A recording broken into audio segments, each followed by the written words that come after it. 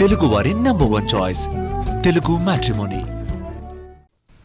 మావోయిస్టులు అడవులను వీడి జనజీవన స్రవంతిలో కలిసిపోతున్నారు. బలగాల ఒత్తిడి పెరగడంతో లొంగిపోతున్నారు. కొంతమంది ఎన్కౌంటర్లో చనిపోతూ ఉంటే మరికొంతమంది అరణ్యాలను వీడుతున్నారు. ఛత్తీస్గఢ్ బీజాపూర్ జిల్లాలో పెద్ద ఎత్తున సరెండర్ అయ్యారు.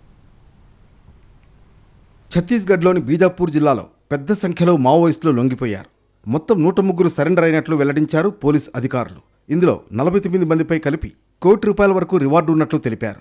లొంగిపోయిన వారిలో 23 మంది మహిళలున్నారు. మావోయిస్టు భావజాలంపై అసంతృప్తి, పార్టీలో అంతర్గత కలహాల కారణంగా క్యాడర్ లొంగిపోయినట్లు బీజాపూర్ ఎస్పీ జితేంద్ర యాదవ్ తెలిపారు.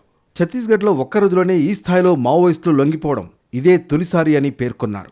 सब जानते हैं सीआरपीएफ व छत्तीसगढ़ पुलिस काफी समय से एंटी नक्सल ऑपरेशंस कर रही है और हाल के कुछ दिनों में हमने इस ऑपरेशंस में काफी तेजी करी है और जिसके कारण नक्सल्स अभी बैकफुट पे हैं और सरेंडर के लिए आगे आ रहे हैं।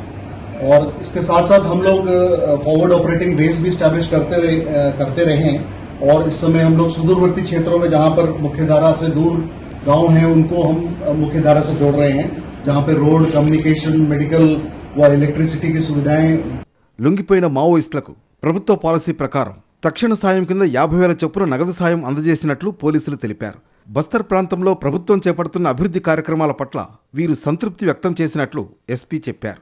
లొంగిపోయిన మావోయిస్టుల్లో రెవల్యూషనరీ పార్టీ కమిటీ సభ్యుల సంఖ్య ఎక్కువగా ఉందని వివరించారు. మావోయిస్టు కీలక నేతలు భద్రతా బలగాల చేతిలో చనిపోవడం, లొంగిపోవడం వంటి కారణాలతో వీరు వామపక్ష తీవ్రవాదాన్ని విడిచిపెట్టాలని నిర్ణయానికి వచ్చినట్లు స్పష్టం చేశారు. ఇప్పటి వరకు బీజాపూర్ జిల్లాలో ఈ ఒక్క ఏడాదిలోనే 410 మంది నక్సల్స్ లొంగిపోగా 421 మందిని అరెస్టు చేసినట్లు వెల్లడించారు బీజాపూర్ ఎస్పీ. మొత్తానికి అడవుల్లో బలగాల ఒత్తిడి పెరుగుతుండటంతో మావోయిస్టులు పెద్ద సంఖ్యలో లొంగిపోతున్నారు.